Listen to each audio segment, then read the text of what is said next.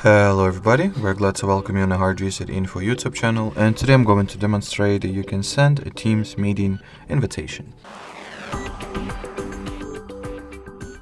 So to begin with, choose what meeting you would like to share with your pals or other people.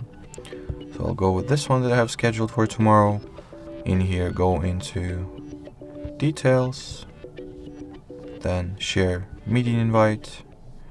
In here you can directly choose what platform you would like to share this link through, or I would assume you can also should be able to copy at least the invitation link as well. So share the meeting invite, then let's see, Gmail, choose what, from here you can copy the link and then manually send it to whoever you want to invite to this Teams meeting, or you can just write an email address of this person, and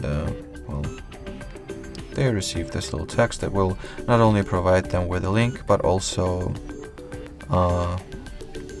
give them a little details on the upcoming Zoom meeting or the meeting that is live.